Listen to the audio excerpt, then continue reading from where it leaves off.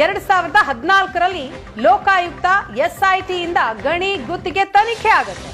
2017ರಲ್ಲಿ ಸಾಯಿ ಗಣಿ ಪ್ರಕರಣದಲ್ಲಿ ಕುಮಾರಸ್ವಾಮಿ ಅವರಿಗೆ ಜಾಮೀನು ಕೂಡ ಸಿಗುತ್ತೆ.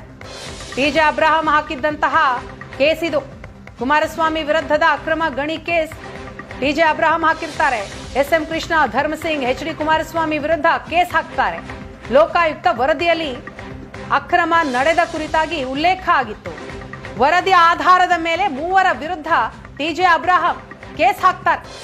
ಶ್ರೀ ಸಾಯಿ ವೆಂಕಟೇಶ್ವರ ಮಿನರಲ್ಸ್ ಕಂಪನಿ ವಿಚಾರವಾಗಿ ಪ್ರಕರಣ ಇದೆ. ಈ ಅಕ್ರಮವಾಗಿ ಗಣಿ ಗುತ್ತಿಗೆ ನೀಡಲಾಗಿದೆ ಅಂತ ದೂರು ಕೊಡ್ತಾರೆ.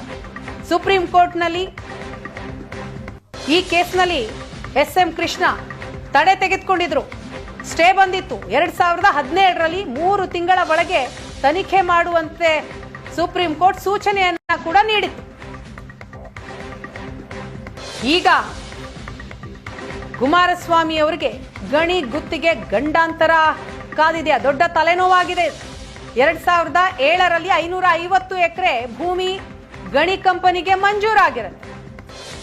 ಸಾಯಿ ವೆಂಕಟೇಶ್ವರ ಮಿನರಲ್ಸ್ಗೆ ಭೂಮಿ ನೀಡಿದಂತಹ ಆರೋಪ.